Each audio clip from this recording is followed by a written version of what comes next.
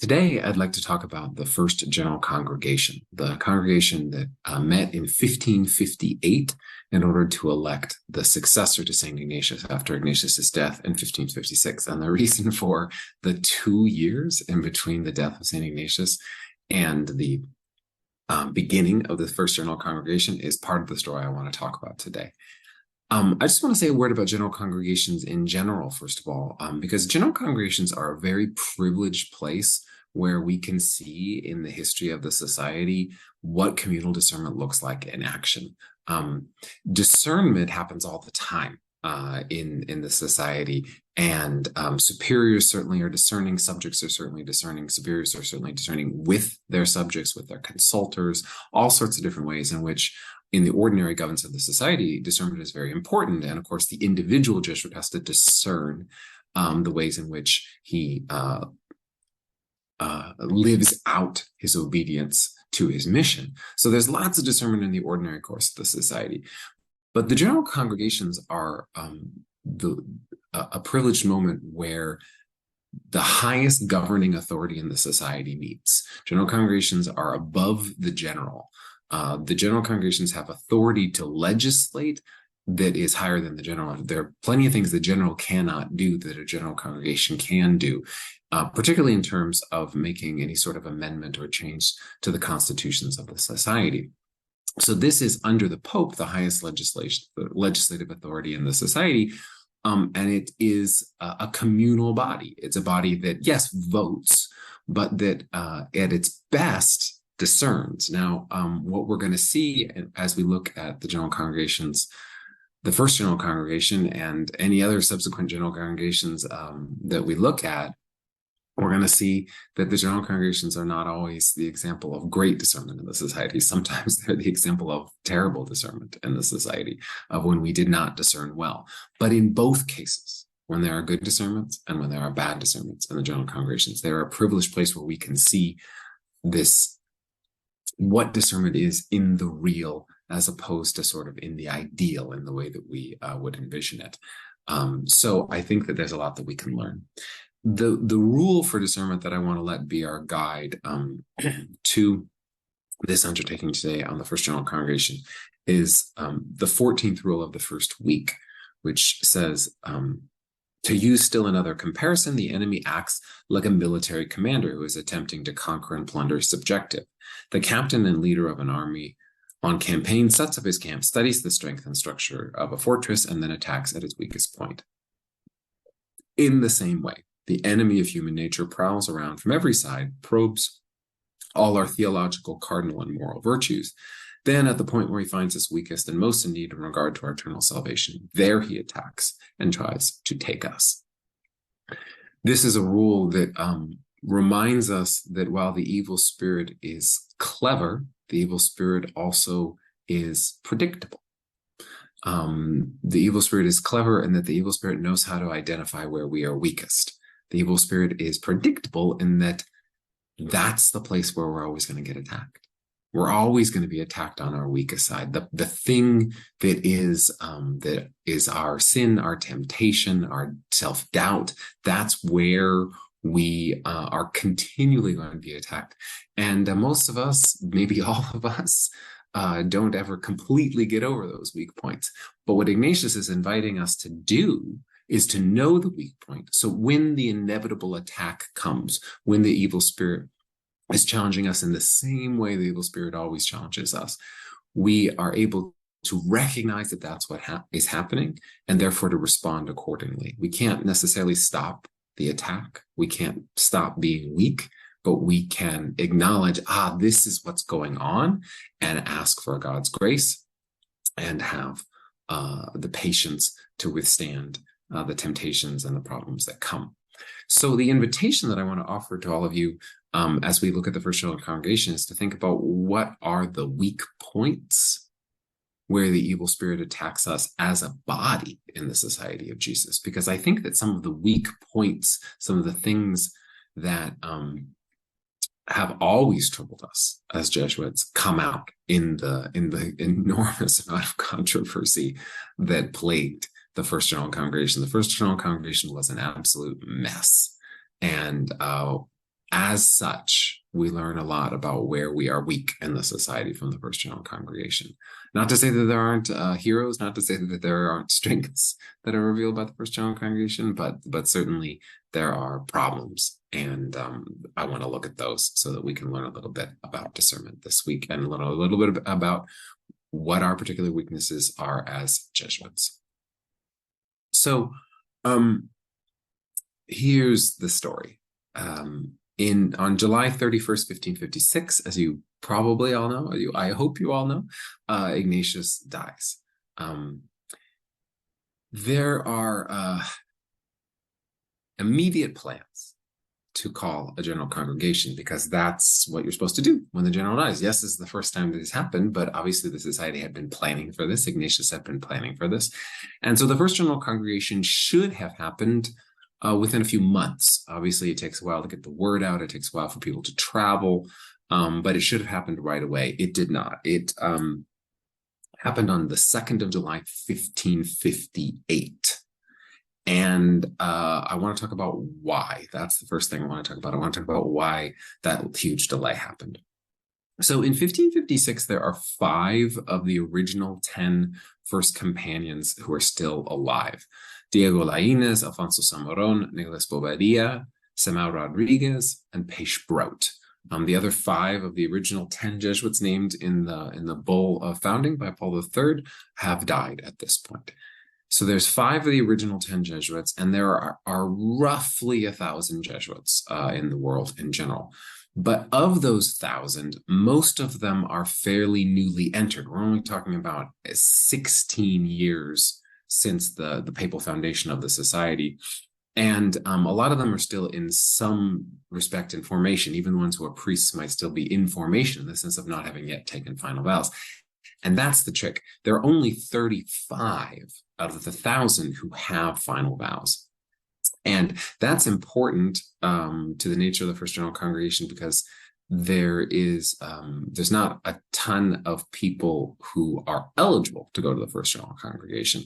And that explains a little bit about the small numbers of the First General Congregation. There were only 21 electors at the First General Congregation, including the 5 original companions and a group of others.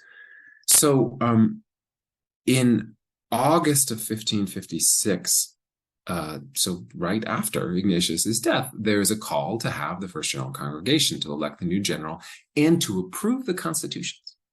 The constitutions have been in use since the early 1550s, since 1552, more or less.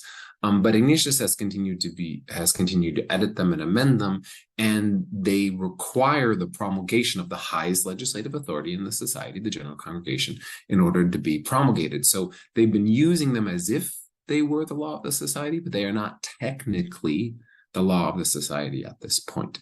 It's another data point that you need in order to understand all the confusion. But let's start with a different place of a source of confusion, which is the vicar general. So when the general dies, in the interim, in between his death and the election of his successor, there's a vicar general who governs the society. And the main job of the vicar general is to call the general congregation. There are a few other, obviously, ordinary matters of governance he can attend to, but a lot of things are just on hold until there's a new general.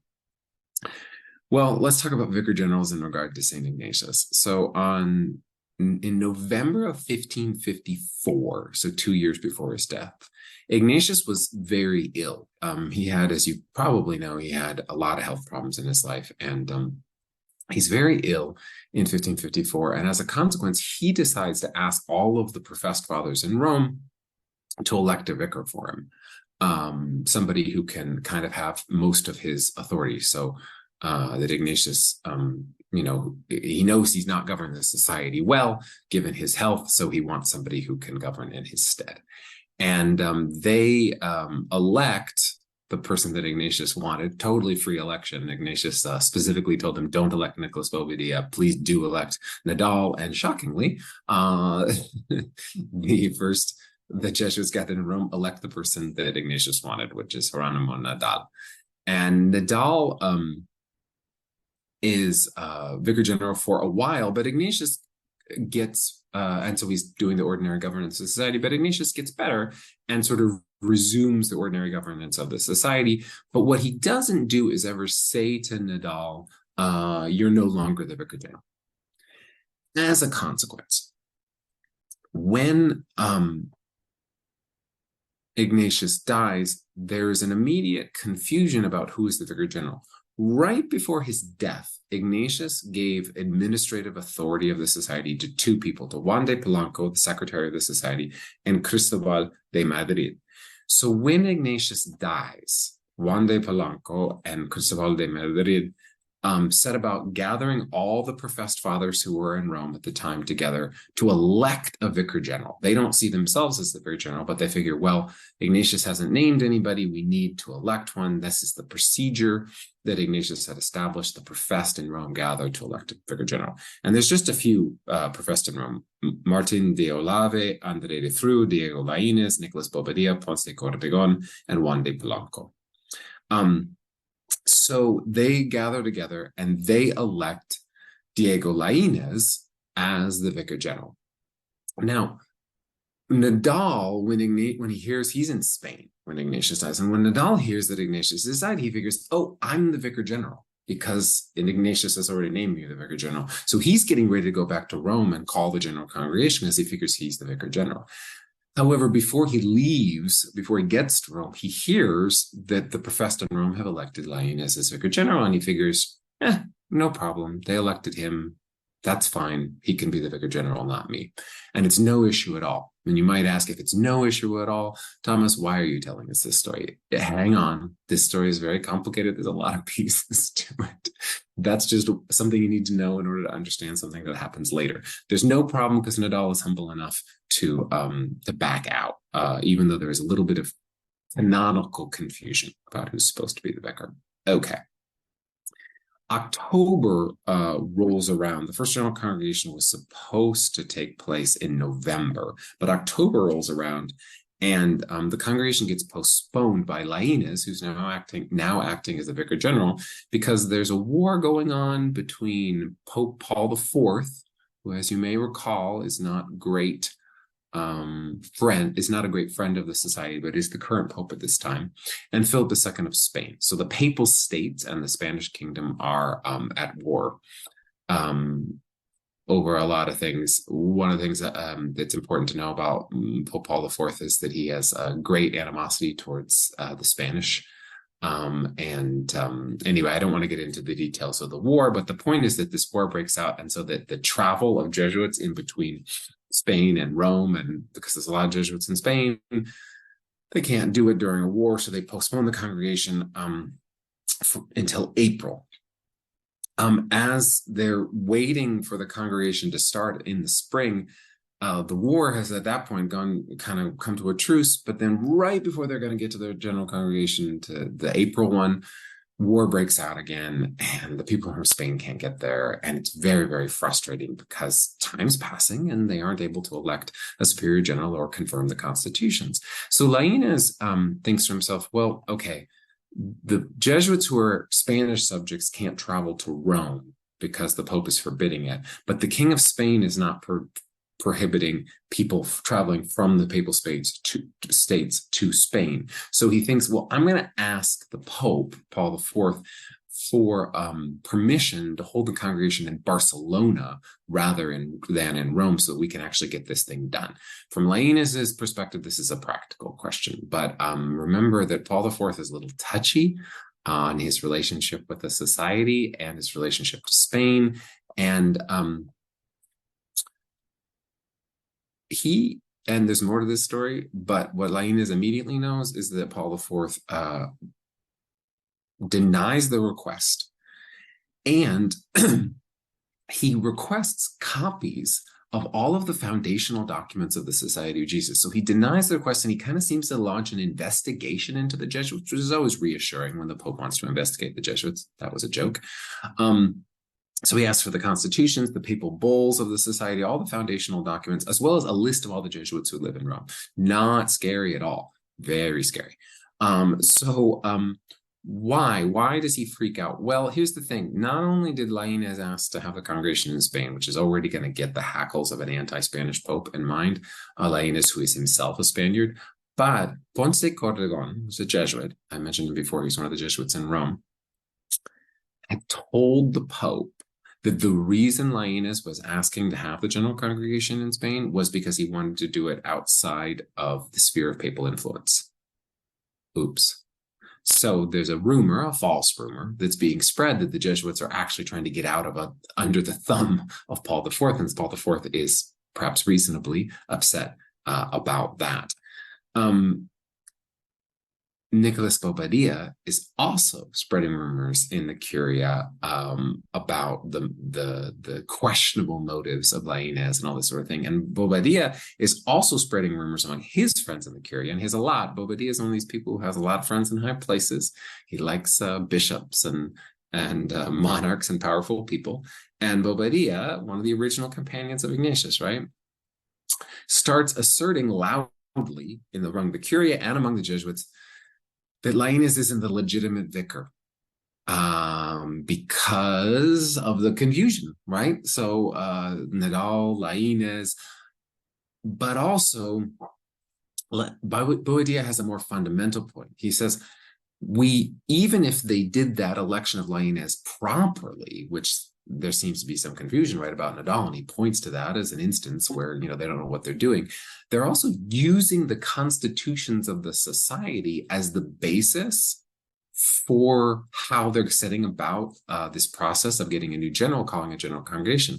Well, they're using the constitutions before the constitutions have been promulgated. They're using the constitutions to call the congregation that's going to promulgate the constitutions, which is awfully confusing and circular. Bobadilla is right that there's some canonical confusion about this. But all the Jesuits, until he kind of makes this fuss, were willing to do this because they think, well, how else are we supposed to proceed? We don't really have any other options. And this seems like what Ignatius would have wanted, et cetera, et cetera. But Bobadilla has a solution to the problem. Bobadilla would like to have the original first fathers, the fathers who are named in Regimenti Militantes Ecclesiae, the 1540 bull of Paul III, the named Jesuits, the original Jesuits, they should run the congregation. They should run the congregation. They should elect the vicar. They should really be the only members of the congregation, and they should decide about ratifying the constitutions. You could think of this as Bobadilla is trying to change the weight of his vote from being 1 out of 21, which is what he eventually gets, to being 1 out of 5. Because although there were original 10 companions, there's now only 5. So Bobadilla is spreading rumors. Ponce de Cordogon is spreading rumors.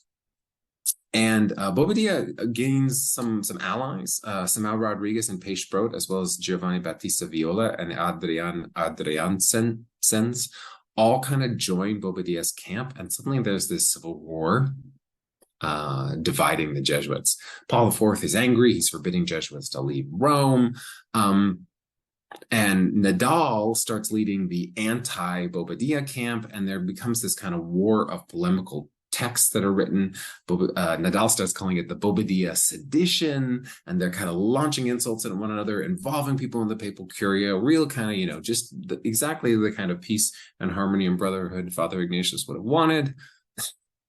And Bobadilla makes a strategic mistake, let's say.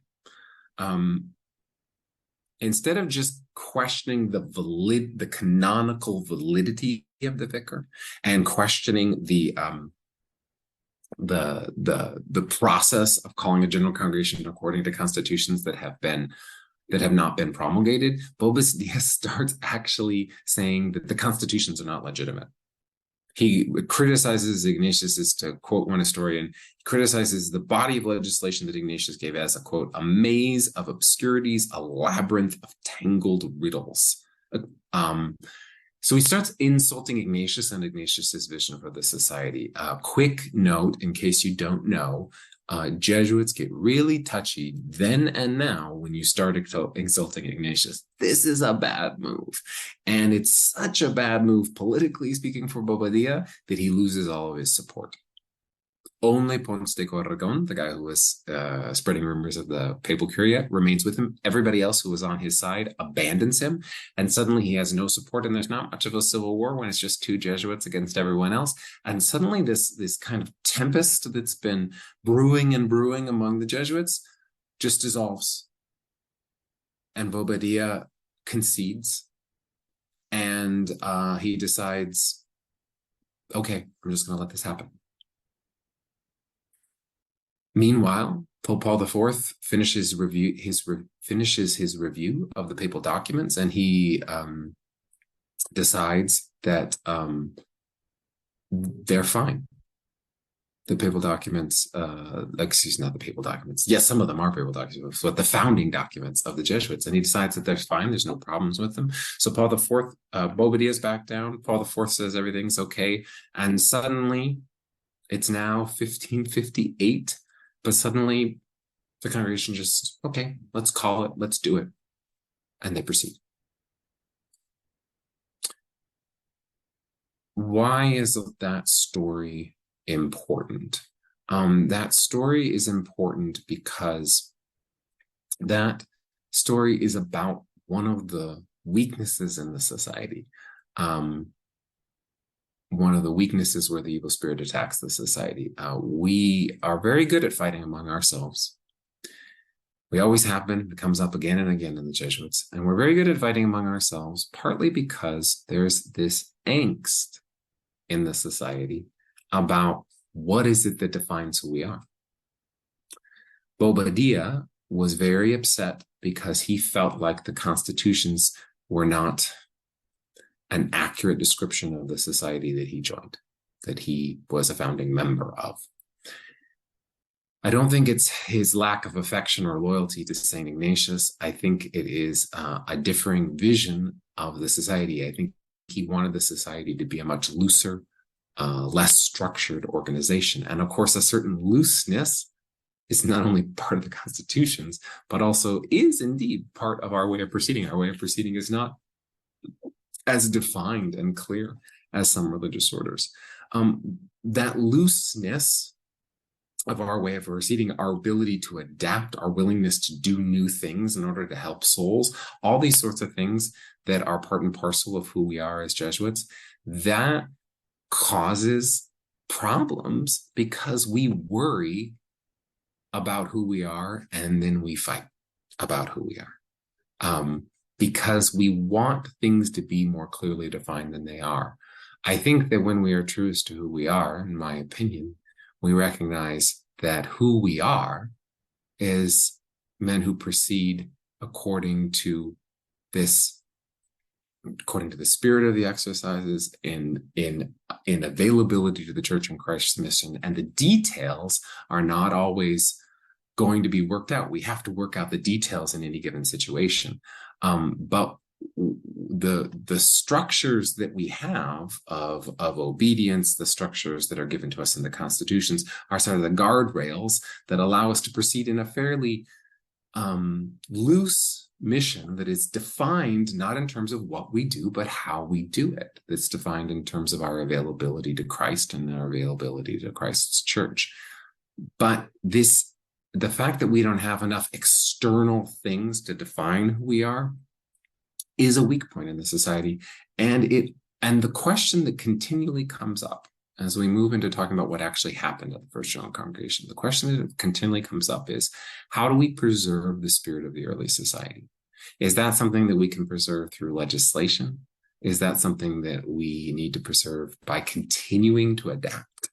We're worried often as Jesuits about whether we're being true to the spirit of St. Ignatius and the early Jesuits, particularly St. Ignatius, obviously.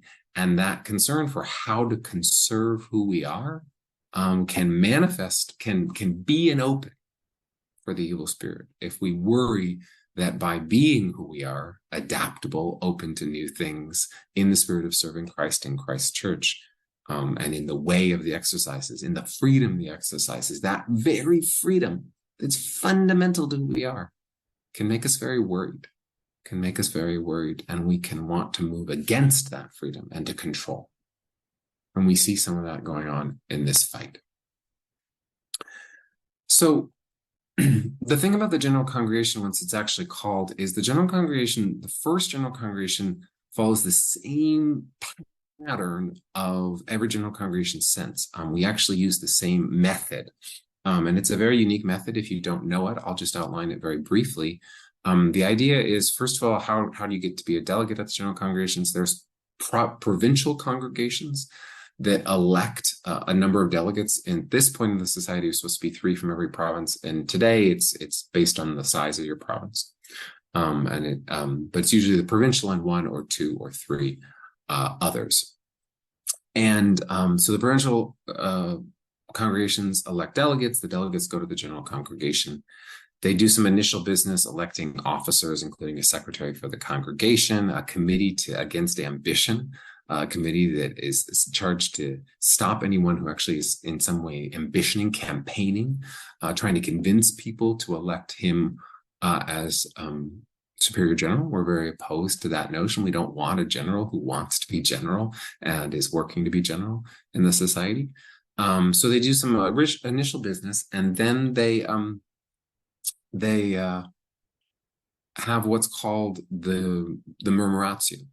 And the murmuratio is 3 days in which Jesuits are not, the Jesuit delegates are not allowed to have ordinary conversations. They're days of prayer and conversations in pairs, just one-on-one conversations, in which the only subject of the conversation, it's only with other delegates of the General Congregation, the only subject of the conversation is, who do you think should be general?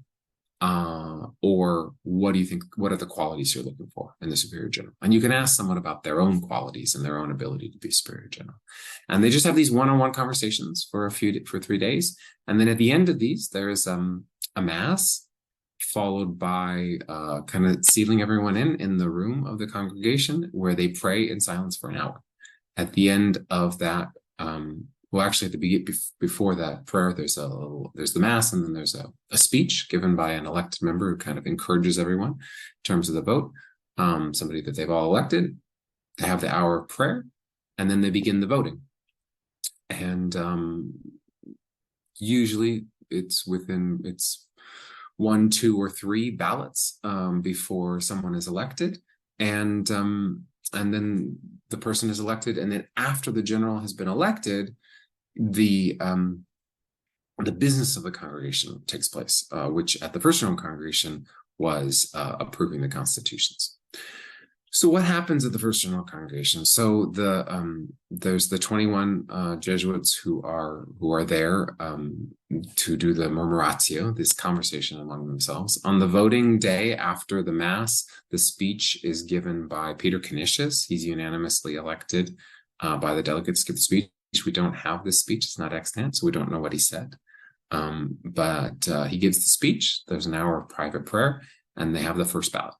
And on the first ballot, Diego Lainez is elected Superior General of the Society, which everyone's pretty sure is exactly what Ignatius had wanted, and he's been acting as the Vicar General.